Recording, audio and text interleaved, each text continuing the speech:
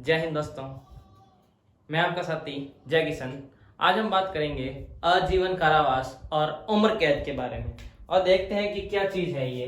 बात शुरुआत करते हैं हम आजीवन कारावास। सामान्यतः ये कंफ्यूजन रहता है कि आजीवन कारावास और उम्र कैद में क्या फर्क है। देखिए, अगर हम हिंदी में बोलेंगे तो इसको बोलते हैं आजीवन कारावास और उर्दू में बोलते हैं इसी को बोलते हैं उम्र कैद। यानी कि दोनों एक ही शब्द है। ये हो गया हिंदी का शब्द और ये हो गया अपने उर्दू का शब्द, दोनों एक ही है, उम्र कैद या आजीवन कारावास। अब देखते हैं कि आजीवन कारावास का मतलब क्या है। यानी कि इससे पहले देखते हैं कि आजीवन कारावास का उल्लेख कहां पर दे रखा है। देखिए, भारत में सजाओं का उल्लेख जो दे रखा है वो दे रखा है आईपीसी में, इंडियन पेनल कोड। आईपीसी की धारा 53, आईपीसी की धारा 53 में 5 सजाओं का उल्लेख दे रखा है। कितनी सजाओं का? 5 सजाओं का उल्लेख किसमें दे रखा है? आईपीसी की धारा 53 में दे रखा है, 5 सजाओं का उल्लेख दे रखा है। इन्हीं 5 सजाओं में एक आती है उम्र कैद की सजा। पहले देखिए 5 सजाएं कौन कौन सी है। एक तो है मृत्यु दंड, मृत्यु दंड यानी कि सजाए मौत। एक है अपनी यही उम्र कैद जिसके बारे में आज हम जानेंगे। एक आती है अपना जुर्माना, फाइन, कि भाई किसी व्यक्ति के ऊपर जो जुर्माना लगाया जाता है उसका उल्लेख, यानी कि जुर्माना, फाइन। एक आता है कारावास यानी कि नॉर्मल सजा। अब देखिए, जेल होती है, इसमें भी 2 प्रकार की सजाओं का उल्लेख दे रखा है। एक तो दे रखा है साधारण और एक दे रखा है कठोर कारावास। यानी कि सजाओं का उल्लेख दे रखा है आईपीसी की धारा 53 और 5वीं और अंतिम जो दे रखी है वो दे रखी है संपत्ति का कुर्कीकरण। यानी किसी व्यक्ति की जो संपत्ति होती है उसको सरकार जब्त करके उसको कुर्क कर लेती है। तो ये 5 सजाओं का उल्लेख दे रखा है आईपीसी की धारा 53 के अंदर। इसमें से हमें जानना है उम्र कैद या इसी को बोलते हैं आजीवन कारावास। यानी कि व्यक्ति जब तक जीवित रहेगा तब तक जेल में रहेगा। ये उसका मतलब, इसका मतलब होता है उम्र कैद का या आजीवन कारावास का। यानी कि मान लीजिए कोई व्यक्ति है और 30 साल का होकर कोई अपराध करता है और 30 साल की एज में उसे आजीवन कारावास की सजा दी जाती है और उस व्यक्ति की एज मान लीजिए 100 वर्ष है, तो यानी कि व्यक्ति आगे वाले पूरे 70 वर्ष का रहेगा, जेल में ही रहेगा। लेकिन सामान्यतः ये सुनने में आता है कि आजीवन कारावास 14 वर्ष की या फिर 20 वर्ष की होती, और बहुत सी बार अखबारों में भी यही आता है कि व्यक्ति को आजीवन कारावास दिया गया था और उसे 14 वर्ष के अंदर छोड़ दिया जाता है। और एक कंफ्यूजन क्रिएट हो जाता है कि उम्र कैद का मतलब या आजीवन कारावास का मतलब 14 साल की सजा है या जब तक व्यक्ति जिएगा तब तक की सजा है। तो एक चीज तो हमारे सामने स्पष्ट हो गई कि आजीवन कारावास का मतलब ये है कि व्यक्ति जब तक जीवित रहेगा तब तक जेल में ही रहेगा। अब देखिए, ये 14 साल और ये 20 साल का कॉन्सेप्ट क्या है, इसका मतलब क्या है। देखिए, हमारे जो इंडियन पेनल कोड है आईपीसी की धारा 55 के अनुसार, आईपीसी की धारा 55 के अनुसार सरकार किसी भी व्यक्ति की सजा में क्या कर सकती है? कमी कर सकती है।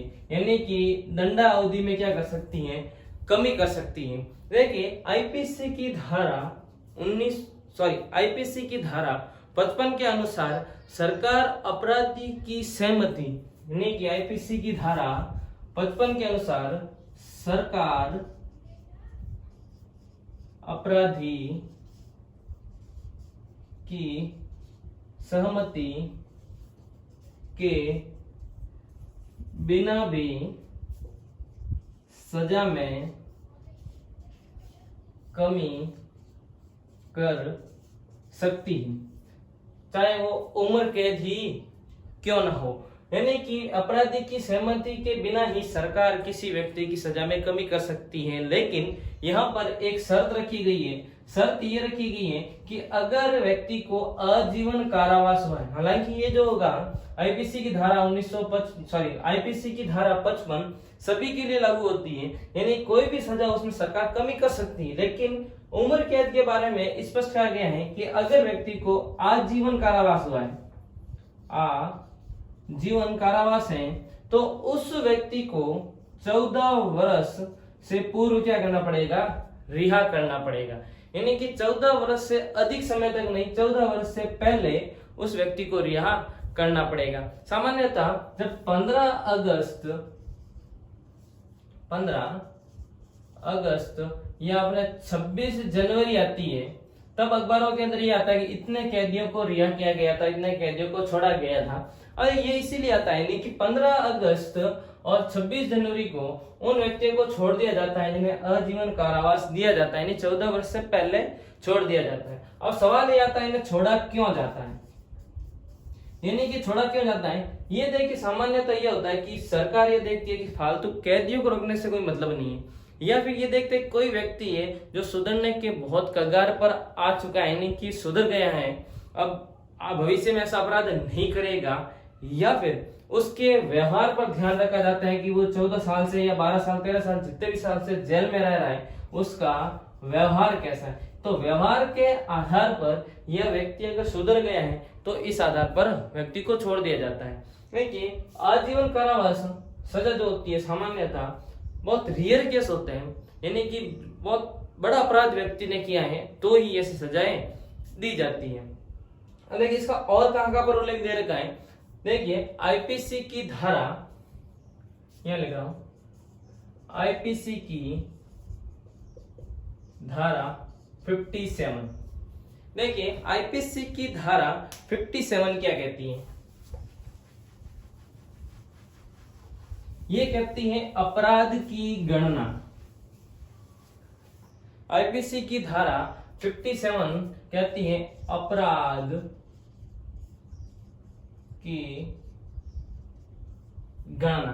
देखिए इसका क्या मतलब होता है, देखिए जो दंडावधि दी जाती है, यानी कि सरकार किसी को सजा देती है, दंडावधि के भिन्नों की गणना करने में आजीवन कारावास को 20 वर्ष के कारावास, ध्यान से सुनना, गणना करने में आजीवन कारावास को 20 वर्षों के कारावास के तुल्य माना जाएगा। जब जैसे देखिए जब किसी व्यक्ति के अपराध की गणना की जाती है, क्या की जाती है, गणना की जाती है, ऐसी स्थिति में जब किसी व्यक्ति के अपराध की गणना की जाती है, ऐसी स्थिति में आजीवन कारावास, आजीवन कारावास 20 वर्ष का मानकर चलते हैं।